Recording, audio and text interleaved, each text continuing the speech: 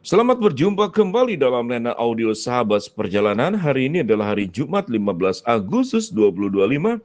Tema renungan saat teduh kita dengan judul Berhenti Gila Pujian. Firman Tuhan terambil dalam Efesus 1 ayat 12 sampai dengan ke-14. Supaya kami yang sebelumnya telah menaruh harapan pada Kristus boleh menjadi puji-pujian bagi kemuliaannya. Di dalam Dia kamu juga, karena kamu telah mendengar firman kebenaran, yaitu Injil keselamatanmu. Di dalam Dia kamu juga, kamu ketika kamu percaya dimateraikan dengan Roh Kudus yang dijanjikannya itu. Dan Roh Kudus itu adalah jaminan bagian kita sampai kita memperoleh seluruhnya, yaitu penebusan yang menjadikan kita milik Allah untuk memuji kemuliaannya. Mari kita berdoa. Bapa yang di dalam sorga, biarlah kami menjadi pribadi yang tidak gila pujian, gila hormat, gila karpet merah, gila panggung, dan gila sorotan lampu serta tepuk tangan. Tolonglah kami Tuhan, dalam nama Tuhan Yesus kami berdoa, amin. Shalom sahabat seperjalanan yang dikasihi Tuhan, berhentilah gila pujian. Berhentilah mencari muka, berhentilah mencari panggung, berhentilah mencari tepuk tangan, berhentilah mencari eluk-eluk, berhentilah mencari karpet merah yang disediakan kepada kita. Sebuah kebutuhan manusia yang paling dasar, dan itu kalau tidak hati-hati menjadi sebuah keberdosaan, yaitu kebutuhan validasi, kebutuhan pengakuan, kebutuhan penghormatan, kebutuhan dipuja, kebutuhan untuk dieluk-elukan. Sehingga tidak heran banyak orang yang seringkali naik memiliki jabatan, naik ke atas karena kekayaan, karena pengaruh, karena kekuasaan, karena pencapaian. Maka tatkala kemudian mengalami kemunduran karena satu dan lain hal, atau karena ada pihak yang lebih baik daripada kita, lalu kita menjadi orang yang uring-uringan, menjadi orang yang tidak bisa menerima kenyataan. Seakan-akan panggung, sorot lampu, tepuk tangan, pujian, kehormatan, karpet merah itu harus selalu ada pada kita dan tidak boleh buat pihak lain. Itu yang disebut dengan berhenti gila pujian. Kita tahu dengan jelas bagaimana Herodes yang dipuji-puji ini bukan lagi suara manusia, tapi suara Allah. Herodes kemudian ditampar malaikat, mati dan dimakan cacing-cacing. Bagian firman Tuhan yang kita pelajari pada bagian ini, diajarkan jangan menjadi orang yang gila pujian. Ayat 12, supaya kami yang sebelumnya telah menaruh harapan pada Kristus boleh menjadi puji-pujian bagi kemuliaannya. Ayat ini menjelaskan bahwa segala kemuliaan, segala puji-pujian, hormat hanya untuk Allah, bukan untuk diri kita. Kalaupun ada orang yang memuji kita, biarkanlah kita kembalikan kepada Tuhan. Karena kita tidak bisa melarang kalau kita memang melakukan sesuatu yang berprestasi. Orang terberkati lewat perbuatan kita. Mereka memuji kita. Kita tidak bisa melarang, itu haknya mereka.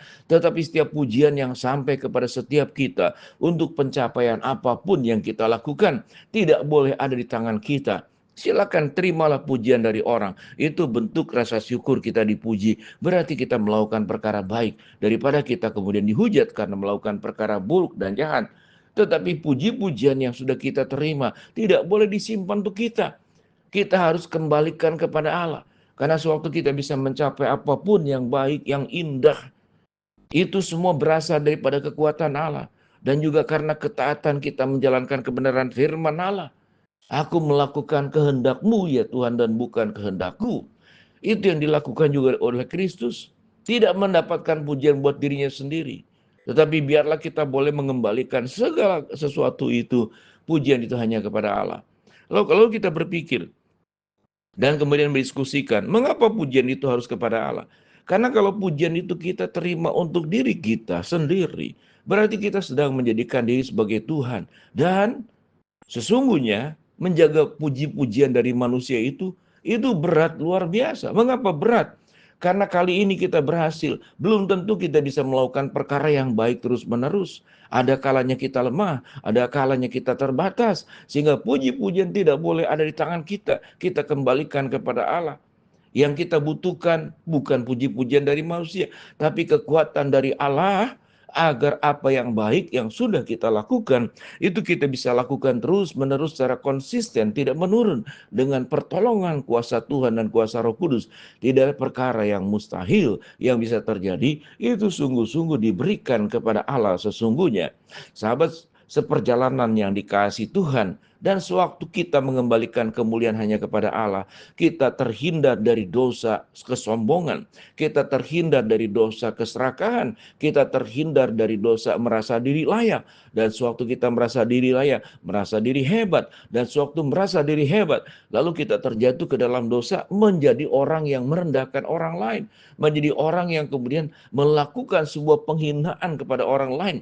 Aku tinggi, kamu rendah, aku berhasil, kamu gagal, aku hebat, kamu bukan siapa-siapa. Itulah kesombongan yang terjadi. Suatu kita menjadi orang yang gila hormat dan gila pujian. Ayat 13 dikatakan, di dalam dia juga kamu karena kamu telah mendengar firman kebenaran, yaitu Injil keselamatan. Di dalam dia juga kamu ketika kamu percaya, dimateraikan dengan Roh Kudus yang dijanjikannya itu. Dan Roh Kudus itu adalah jaminan bagian kita sampai kita memperoleh seluruhnya, yaitu penebusan yang menjadikan kita milik Allah untuk memuji kepunyaannya.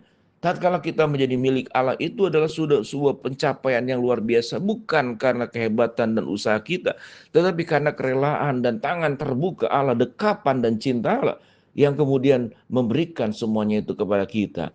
Sahabat seperjalanan yang dikasihi Tuhan, apakah kita punya potensi menjadi orang yang gila pujian?